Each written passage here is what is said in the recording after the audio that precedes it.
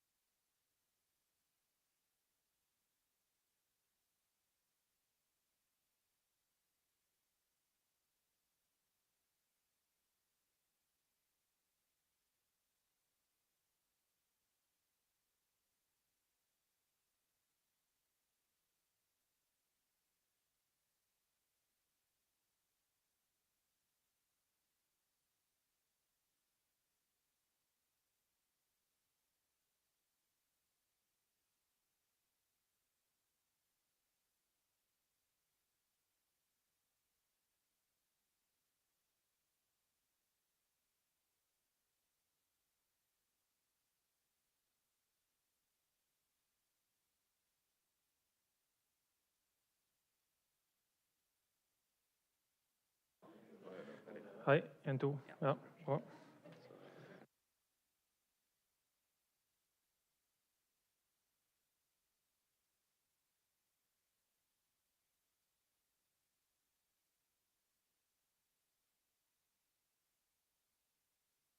Ja. Og den virker nå. Ja.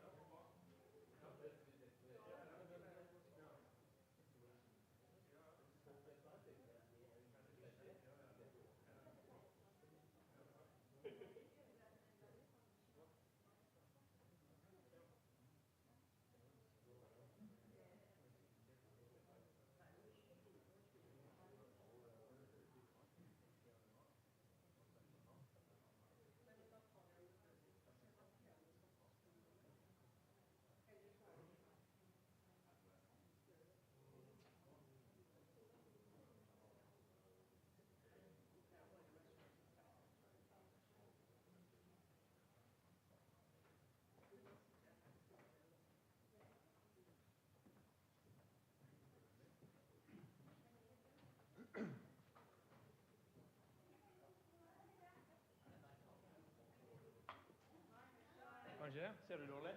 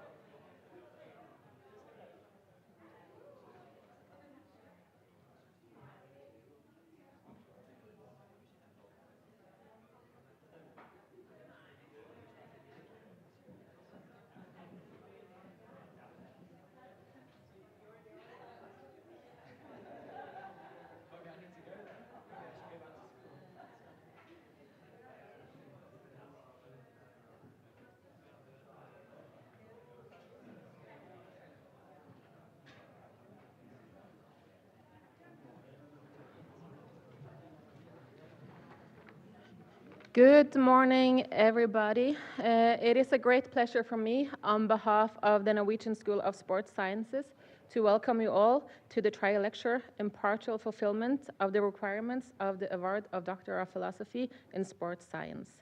My name is Elin Kalle. I'm pro-rector here at the school, and I will chair the two sessions in the auditorium today.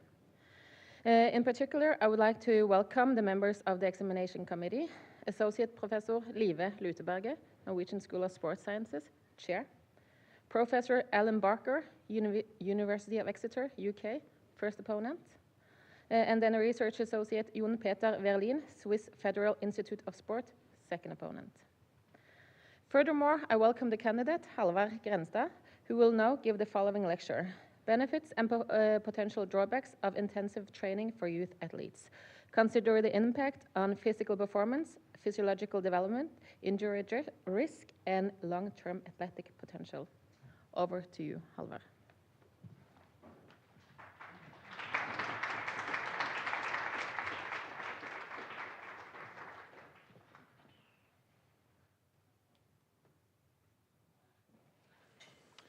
All right, thank you very much.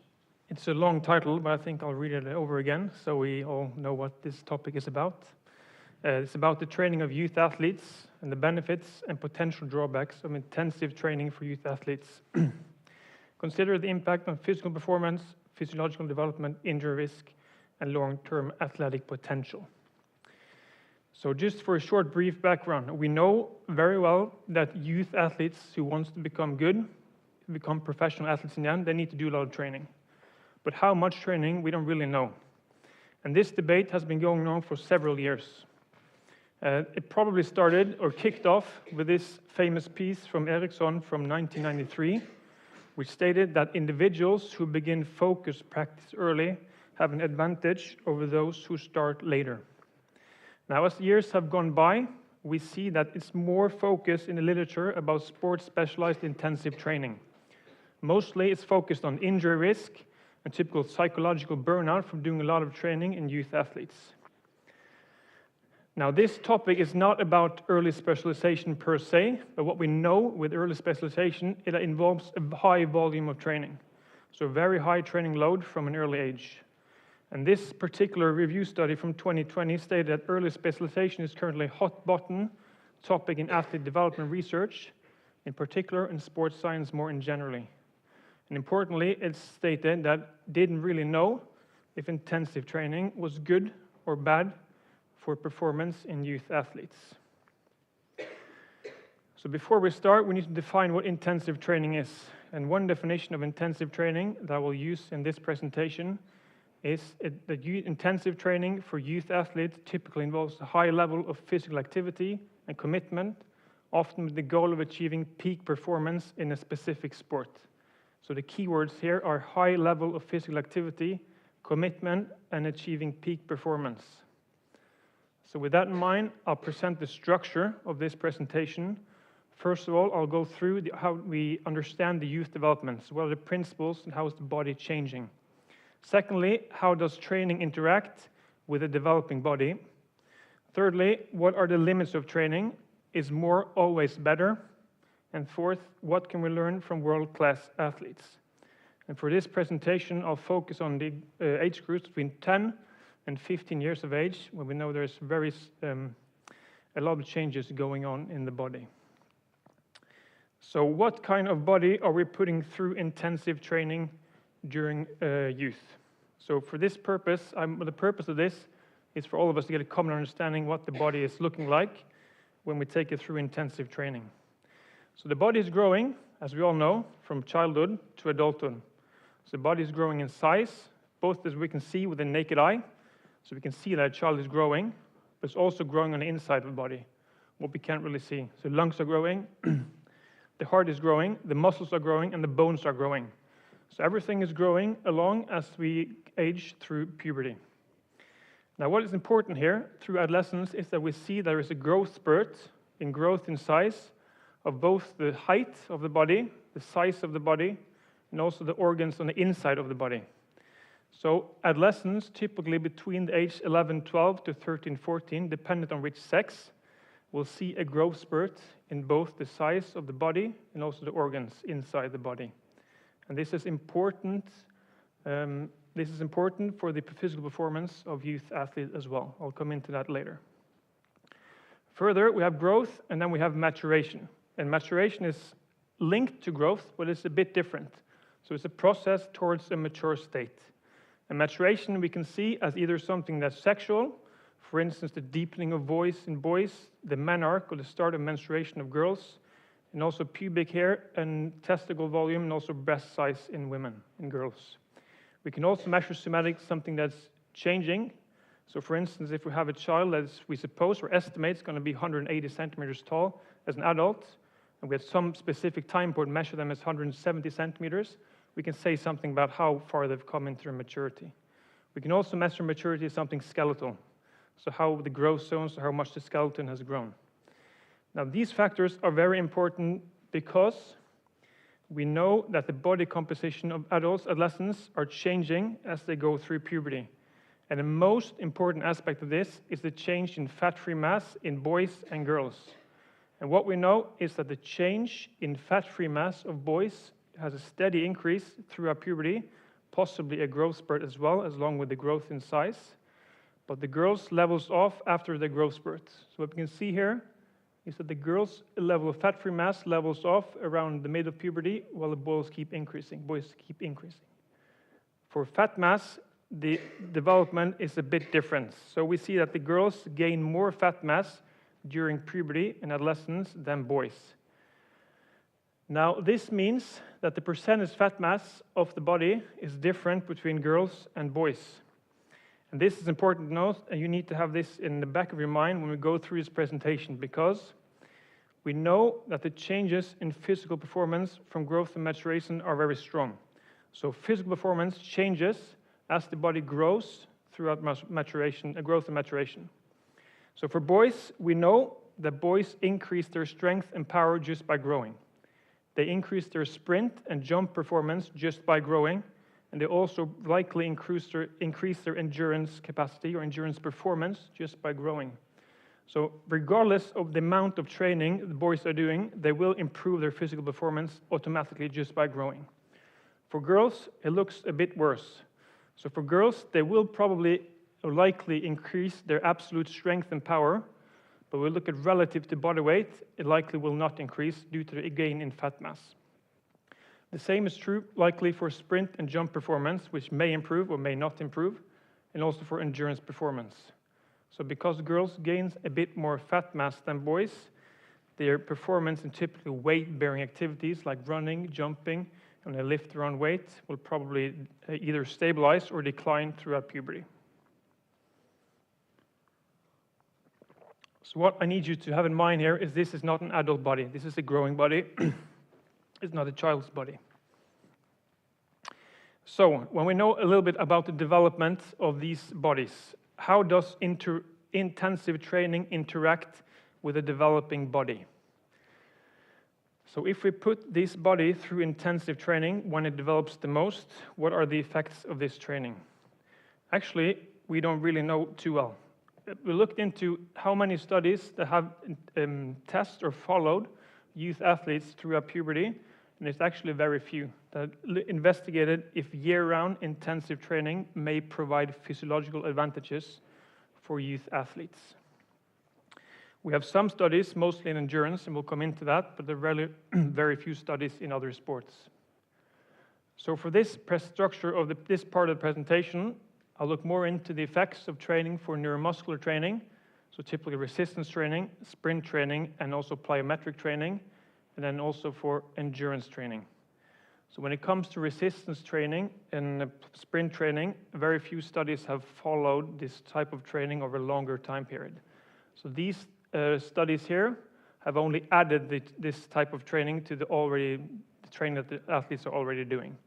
So we can define this as some kind of intensive training to improve performance. In this part of the endurance, we have more studies that follow participants over a longer time period. And this following part of the presentation is based mostly on meta-analysis or review studies. So if we look at resistance training and the physiological adaptations from doing more resistance training, we actually see, and research suggests, that adding resistance training to the youth athletes' training regimen elicits physiological or neuromuscular adaptations beyond what we'll see from growth. And the likely factors of this is increased voluntary neural activation, which means that the adolescents can turn on their muscles a bit better. We see that they can recruit more higher threshold motor units, so they can recruit those most powerful muscle fibers in the muscle. Now this is interesting because it's a theory that before puberty, athletes or children have less potential to activate those powerful muscle fibers. They're kind of sleeping, so they're almost inaccessible. So what this means is that if we do resistance training, we might see that these children can actually take a shortcut kind of to activate those type of muscles. So when they grow through puberty and they become adults, we know that these muscles are, we don't know, it's a theory, that they are then possible to activate more than they are during childhood. Further, we see improved coordination from strength training, so the movements become more smooth or efficient. If we look at the morphological changes, so the change in muscle size, there's no compelling evidence to suggest the muscle size will increase with the resistance training before the later stages of growth and maturation. So we see we can probably, doing resistance training for youth athletes, will increase your muscular adaptations, but not the muscle size. The muscle size will likely not increase from doing a lot of resistance training. This is probably due to several factors, possibly that the hormonal milieu in the muscle in the body is not really at a state where we can improve muscle size. So for instance, the secretion of testosterone has not become to a level where we can actually possibly increase the muscle size. There's also a lack of robust studies in training regimens. So few studies have had the volume and intensity that's probably necessary to induce an increase in muscle size. And also likely that the training age of the children they haven't trained long enough in resistance training to actually do the intensity and volume necessary to possibly increase the muscle size. Now if we look at performance adaptations from resistance training, there is a vast body of evidence that shows that resistance training improves physical performance throughout growth and maturation in youth athletes.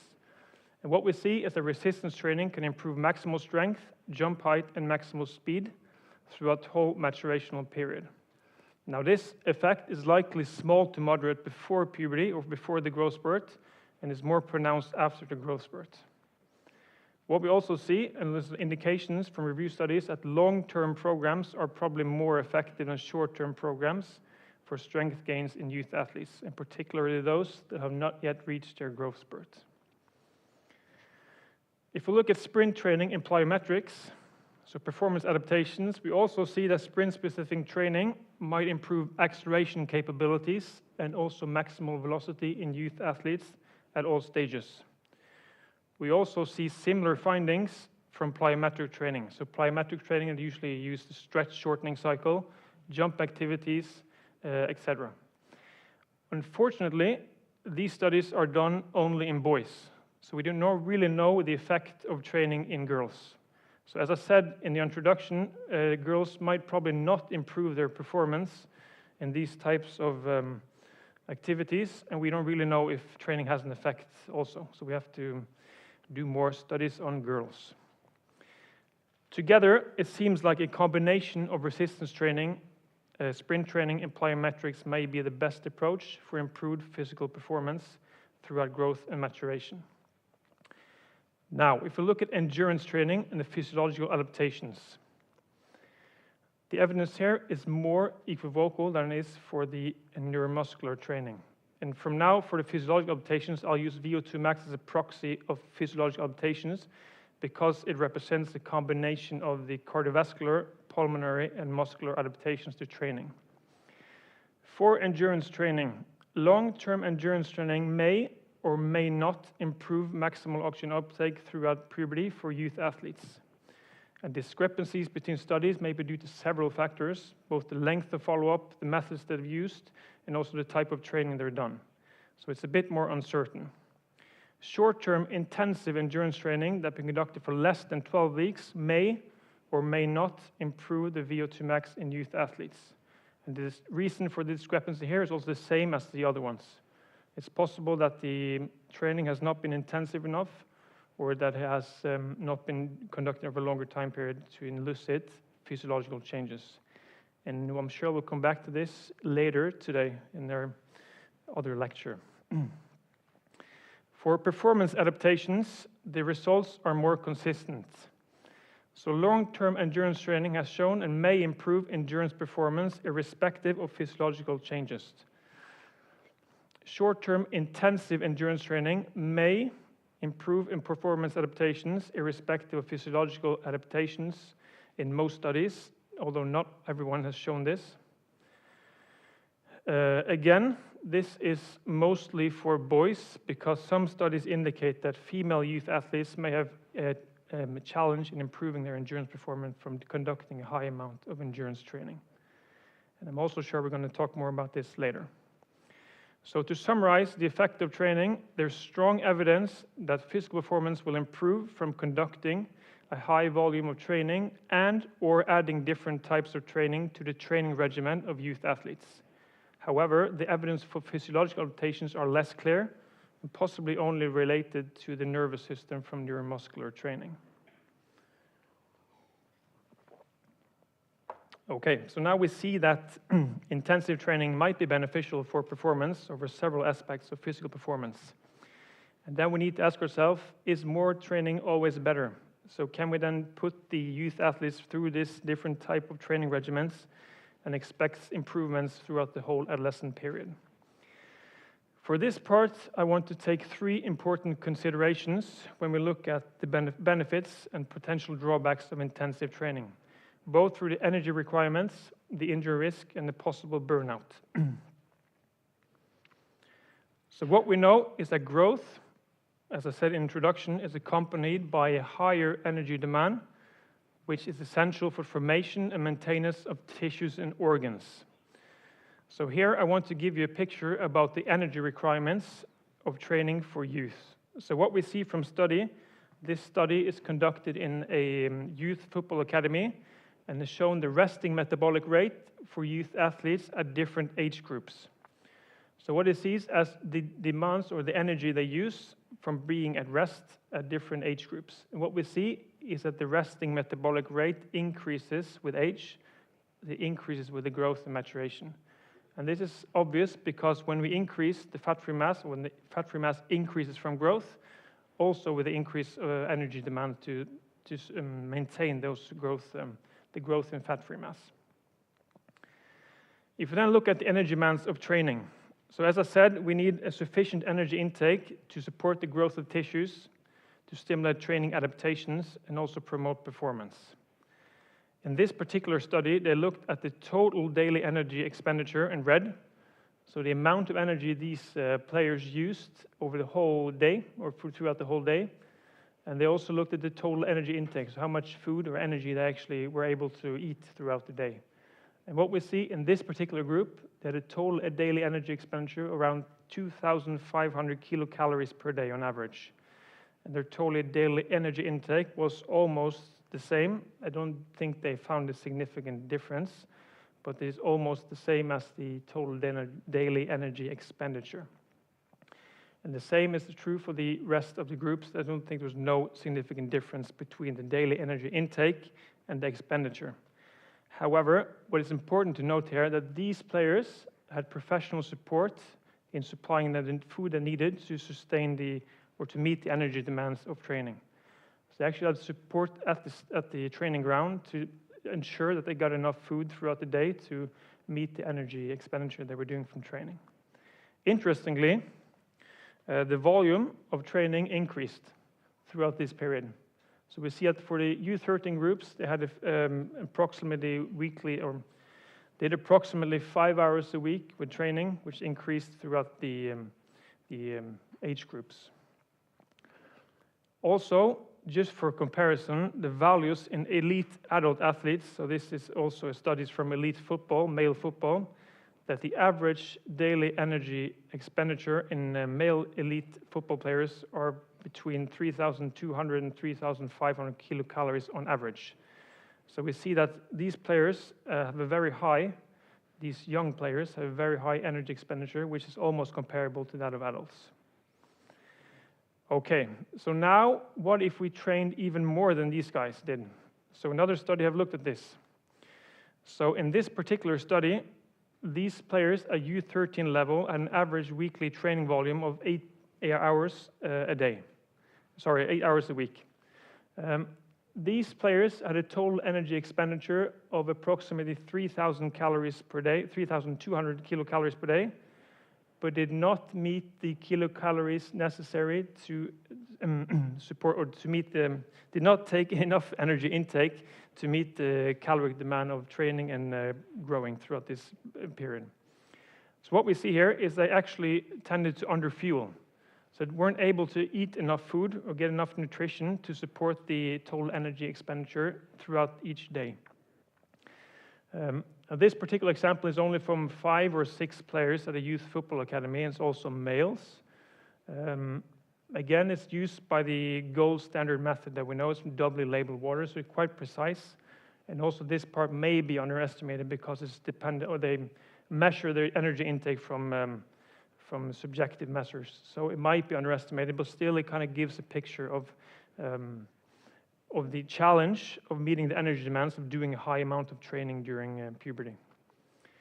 And what we know from this is that low energy availability over longer periods may affect normal growth of tissues, training adaptations, and injury risk. And this is the reason why intensive training may not, or actually may not be beneficial for improvements if we do too much. Then we need to be aware that adolescents, they need more energy than what we think in order to meet the total daily energy demands. Now, if we look at injuries, we know that adolescents going through puberty are more susceptible to injuries, and particularly this period going between U12 and U15, so between 12 years of age and 15 years of age. Now, this particular study is also done in youth male football players, but we see the same tendency, same picture in girls and also in other sports. And this is mainly due because, as I said in introduction, the body is rapidly changing. So it's a different body than what we saw in childhood, and it's a different body than what we see in adults. And it might be that this is due to reduced neuromuscular control. So if the legs are growing really fast, they might actually potentially reduce the neuromuscular control of the body of the legs. It might also be due to lower bone mineral density because the body is growing rapidly, and it's also probably associated with the last part, the energy demands of training and get enough energy intake. And it also might be that the too much force on the muscle attachments, the muscle tendon attachments on the skeleton. So it might be too much force dragging on the skeleton, which is not yet fully developed. And this is likely typical for very many sports. So what we see that injuries in youth athletes during growth and maturation are linked to several factors. It's linked with age, so injury rates increase with increasing age. It's also been linked with rapid growth and maturation. It's also been linked with high training volumes without adequate recovery for adaptations, for instance, overuse. And I'll take an example from this particular study because if you look at these, the first row here is the number of sessions per week for those that were not injured and the number of sessions per week for those that were injured. There was no difference in number of sessions per week. Now, if we look at the weekly high intensity, there was a significant difference between the two groups. So those that did more high intensity work throughout the week had had a significantly higher injury rates than those that did not do the same amount of high intensity sessions per week. Now, this is an arbitrary unit, and they just asked the participants how intensive they felt the week was, and took an average. So it's not really precise, but it gives an indication of the intensity they were feeling from conducting the training during this week. Further, we see that year-round intensive training in a single sport, so sport specialization, has been linked to injuries. We know lack of neuromuscular control, as I said in the previous slide, and also lack of sleep. And this last one is also important because we know adolescents going through puberty, they need more sleep than what we think. And if they don't get enough sleep, they get less time for adaptations that are necessary during the sleep phases. For instance, the secretion of different hormones that are important for adaptation for training and also cognitive development. So there's not a lot of aspects, there's links. We can't really say there's a cause and effect relationship, but they kind of give a picture of the challenges we have with injuries during growth and maturation. Importantly, several studies have looked at, okay, what does injury mean for career progression of youth athletes? And probably not surprisingly, we know that if you get injured, you have less time for training and development. So if you get injured, your career progression is probably you're likely worse to get a good career progression compared to those that don't get injured. So injuries, they give less time for training and development. So injuries are something that we can, to some extent, prevent, but they're also part of the sports. But we know we can, to some extent, prevent the injuries, although we can't prevent all of them. But there's something to reflect on when we do training with youth athletes. Then it's the possibility of burnout. So burnout may cause athletes to stop participating in activities they once enjoyed. It's defined as an emotional and/or physical exhaustion, reduced sense of accomplishment, and also the evaluation of sports. So the sports we once enjoyed, we don't like them anymore. We don't really feel competent in those sports because we're doing too much. Now the risk factors of burnout are high amounts of training and overscheduling of events, focus on performance outcomes, being intrinsically motivated, so you are your sport. So several youth athletes identify really strongly with their sport. They feel a need to prove something when they go training and when they perform, even at a younger age. And this may increase the risk of burnout. Further, too much adult involvement. And this is also something we see a tendency for, that too many adults are trying to organize sessions for youth athletes more than we did before. So before maybe it was more unstructured, unorganized sessions that the athletes were themselves responsible for, and now we see that maybe adults are taking too much adult involvement in conducting training sessions for youth athletes. Now these are risk factors for it.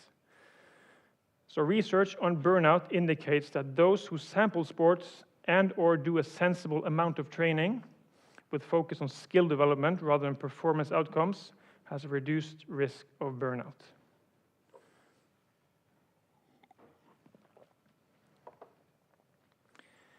Okay, so we see that we can improve performance by intensive training, maybe not physiologically, but we can see that we can improve performance, likely.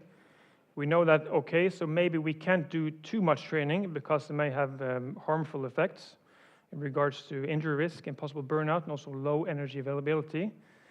So what can we learn from those that actually become world-class athletes? What have they done? What do we know about their development throughout the youth period?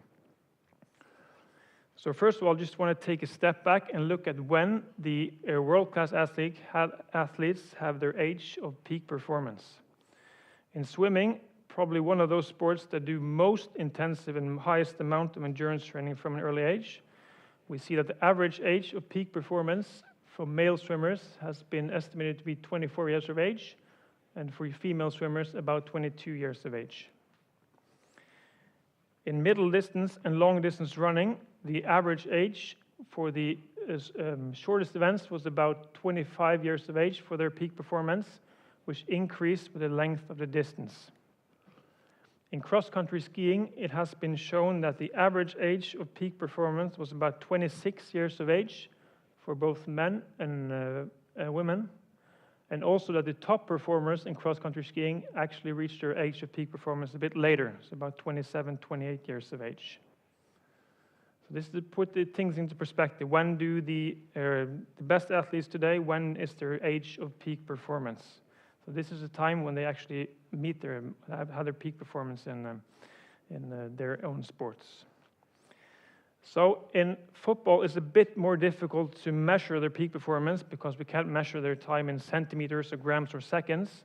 So in this particular study, they took a mathematical modeling and looked at the match ratings from the top 4 European leagues over 5 consecutive seasons for different positions. Then took these match ratings and put them into a model and saw that the average age of peak performance for forwards in this instance was between 23 years of age and 27 years of age, which declined quite rapidly after that. For this other graph, it shows defenders. So the graph C1 shows defenders, and we see that they have approximately the same average age, but the decline goes a bit more slower.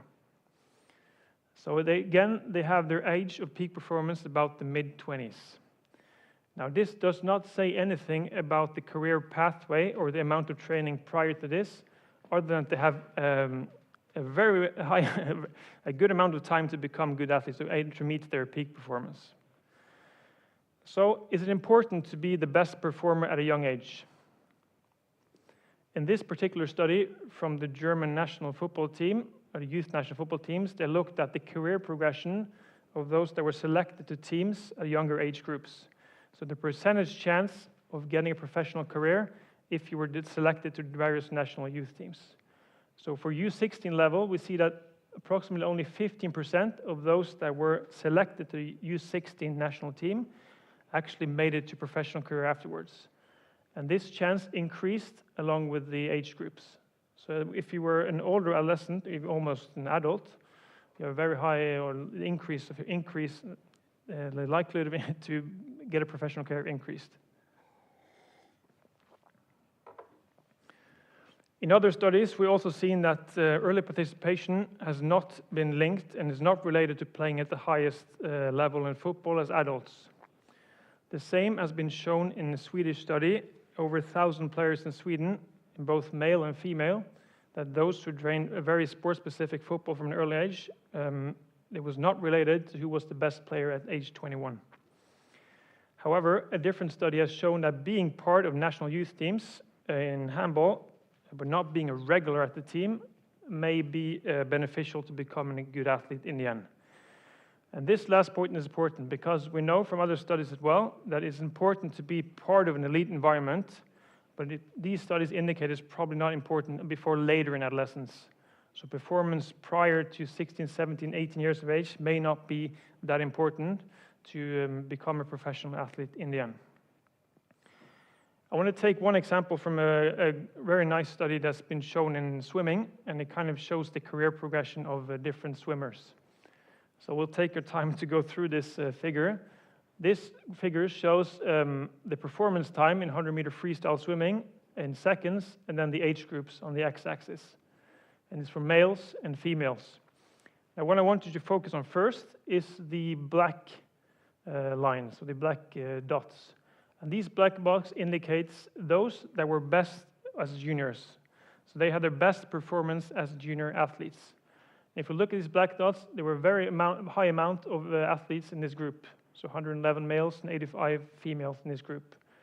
Their progression throughout these adolescent years was they had very good performance at an early age, but the career progression slowed down and actually stabilized and possibly declined throughout adulthood. Now, if you look at the gray bar, these had a worse performance at a younger age, but they actually managed to increase their performance throughout their whole adolescent period and had the best performance during the mid-20s.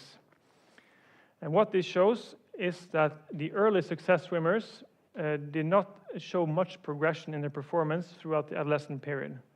And it also shows that those that had worse performance, or had not worse, but didn't have the same performance as the other ones, actually have very good career progression throughout the adolescent period. And of course, also we have someone that were good at an early age and also good at a later age, which just shows that the youth development part is very complex. We can't really say that you can't be good in early age, you can't be good at a later age. It's very complex. But it shows that most of these athletes that were very good at a young age did not succeed as adult athletes. There's different pathways to becoming an elite athlete. Now, probably one of the most famous studies conducted that was done in the recent years and been cited several times is this study from a meta-analysis of several athletes from different sports and what was decided or titled "What Makes a Champion." And this study was included studies from 1998 to 2018, included over 6,000 athletes in different sports and between different sexes. And what this shows was that it compared those that had the best junior performance and those that became world-class athletes in the end, so they had the best senior performance. So these junior performance are those that were best as juniors but did not become elite athletes, and these are the best senior performers, but did become elite athletes or world-class athletes. So if we look at the first one, when did the best junior performers start their main sport? So the best performers as juniors started the main sport earlier than the ones that became world-class athletes.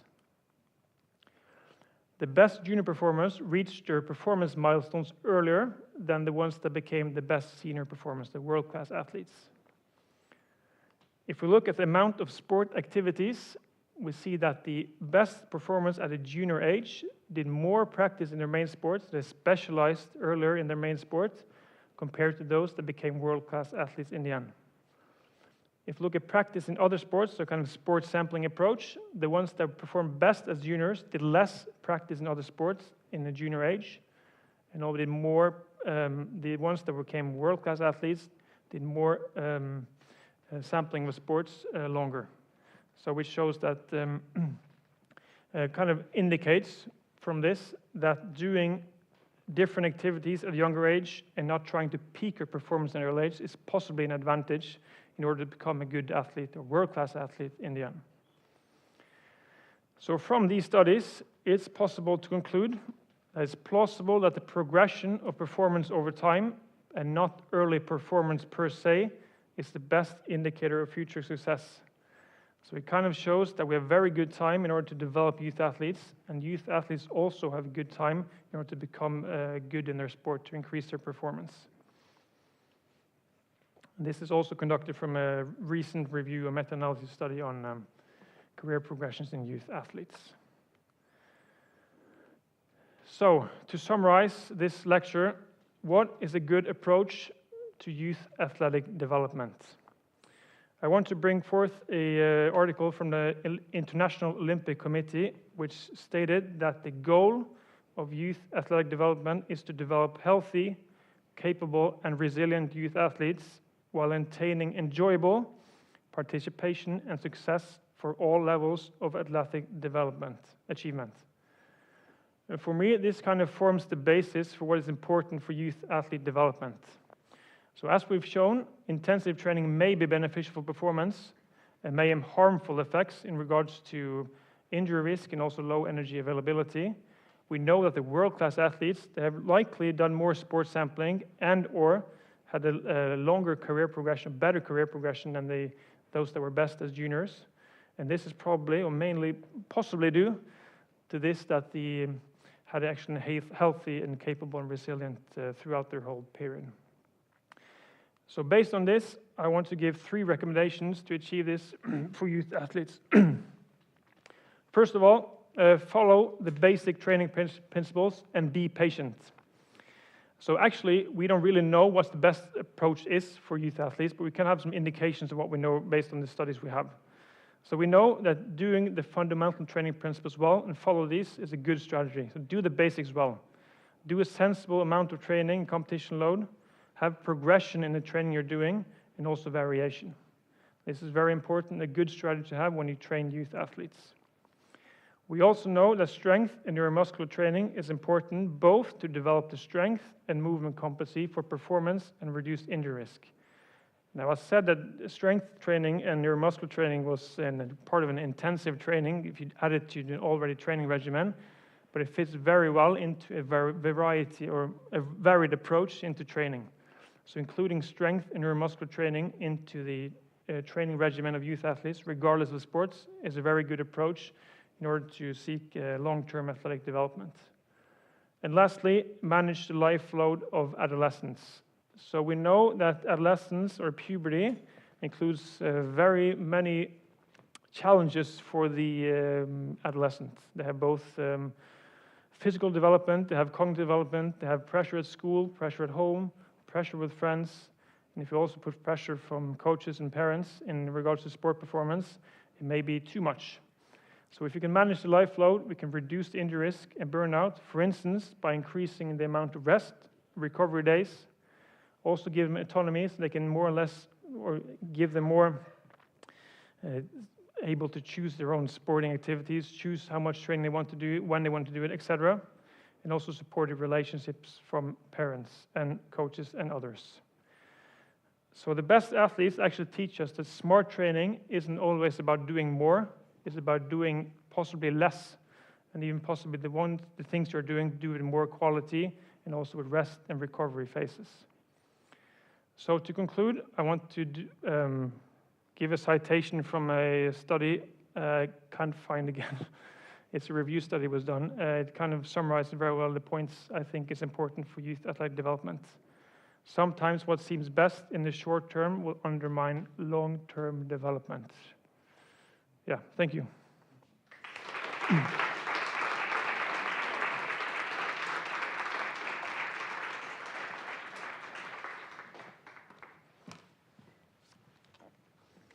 Thank you, Halvard. I will now open up for questions from the committee, if you have any. Thank you very much for this very nice presentation. Just hang on, because you will get, or you will get this one. So I can.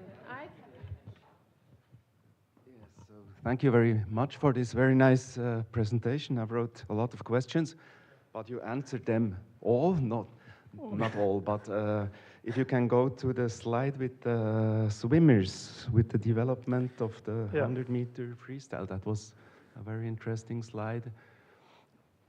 Yes, with the performance time at age 15 with the different groups.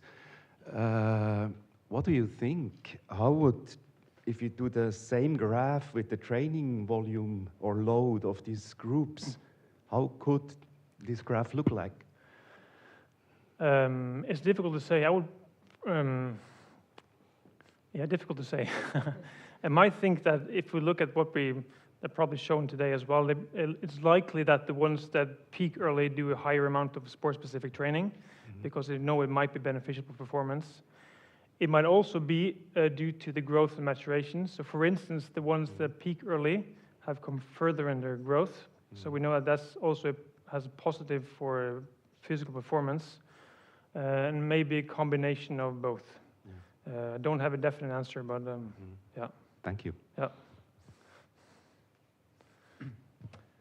Right, Halvard. So thank you for the presentation. I made some notes. I think you did a good. It was deliberately a broad presentation, because one of the things that we wanted to do is to see how you set boundaries and decisions, and I think you did a really good job about the material you presented, so well done for that. I thought it was really accurate and clear and accessible, so well done for that. I enjoyed it. The part I didn't enjoy was when you reminded me that I probably passed my peak performance age. So I'm not happy about that. Okay. Life goes on. Yeah, a long way. Right, so my question is looking at the interaction between training and maturity, and you sort of referred to it in your slides. Because within several athlete development models, they have this concept of windows of opportunity in terms of when certain training needs to be targeted to develop certain outcomes. So based upon your knowledge of the area, what's your opinion on these so-called windows, and should they exist within these models? Yeah, I have a very strong opinion on it, and I actually looked very much into it, and I can't find any proof of it. So I don't believe in windows of opportunities, because actually what we see is that growth period is a very strong determinant for physical performance across a range of physical performance parameters, and it's a thought that's kind of it makes sense, but still we can't have any proof for it. So when, for instance, the muscles are growing very rapidly, it's kind of why can more training then affect the muscle to grow even further? So why can, for instance, a small bout of training, so for instance, if the testosterone is secreted throughout the body, throughout the whole day and night, and etc. for a very long time, how can a small amount of training for 1 to 2, 3 hours a week actually affect the muscle to grow even more? And the same goes for endurance training as well. So I haven't found any evidence to suggest that there is a window of opportunity for either of the, none of the physical performance parameters. So you'd remove them then? I would remove them, yes. Yeah. It creates a pretty picture, though, on a model. Yeah. Thank you.